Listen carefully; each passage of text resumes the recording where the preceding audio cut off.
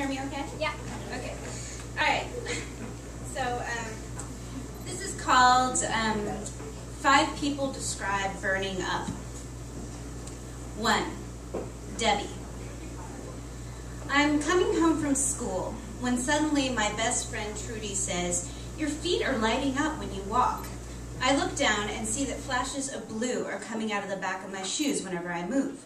"Cool," I say, and start skipping so that the blue lights follow me to my house, and Trudy is laughing and saying, "That's so weird," over and over again.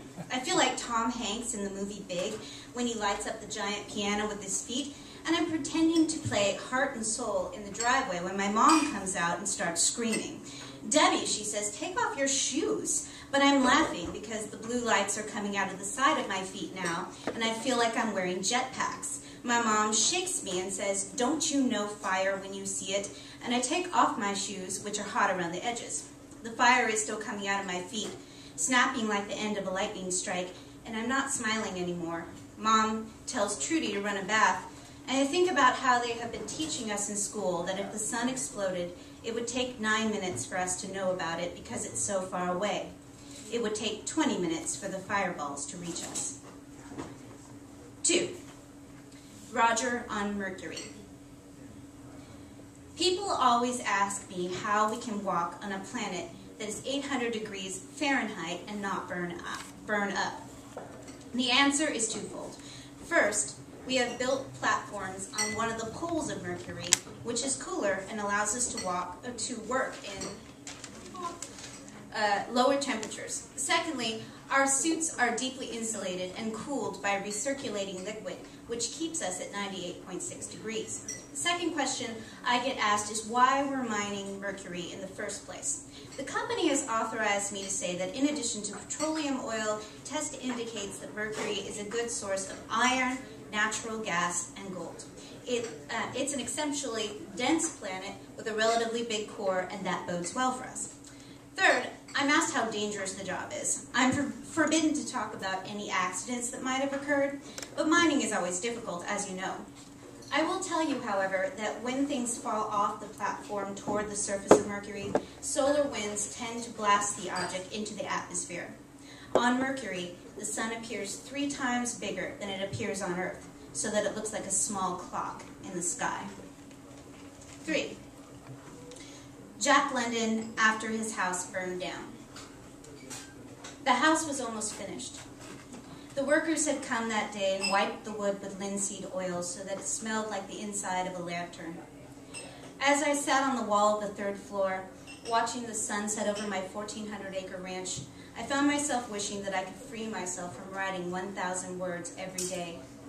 Here I am, the highest paid writer in the world, and all I care about is the working of the land and this house, the legacy that I thought would stand long after I am gone. But then that night, the servants woke me to say that the house was on fire. I ran the mile up the road, and it was true.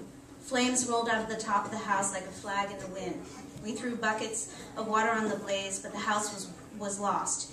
It was made from redwood trees, thousands of years old, and it was gone in an hour. I told the reporters that I would rebuild, but I know that I won't. I'm tired.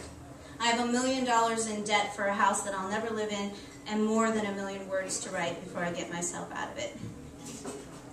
4. Sadie in hell.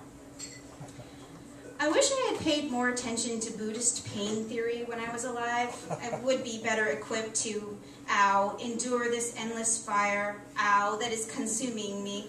I spend most of my time, trying to escape, into my mind by remembering life on Earth, which I thought majorly sucked, but here I am, sitting in a lake of fire, and by comparison, my mom being kind of a bitch doesn't seem that bad. I think she might be in here somewhere with me, but I don't want to open my eyes, because somehow seeing your body, if you can call it a body anymore, on fire, makes the pain worse. In any case, all that petty earth stuff doesn't matter in here. We just try to remember cool things like snow and shade and the soft gray body of water. They say that after a few eons you can't remember water anymore, but I try anyway. This is 5. Me in DC. In the Smithsonian, my boyfriend and I got in a fight over the flavor of water. He was trying to get me to drink more water because the DC heat, 105 degrees, high humidity, was getting to me.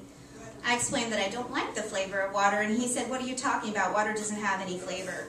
And then the fight turned into how I shouldn't have said something that I said to his mother, and he walked off, leaving me standing in front of Julia Child's kitchen. I bought a soda from a hot dog vendor outside and drank it, the sugary fizz scraping down my throat. That night, I woke up in his sister's bedroom and found that I couldn't open my eyes. The eyelids had cleaved to my eyeballs, and I had to use my fingers to pry them open. With only slits for vision, I stumbled to the bathroom.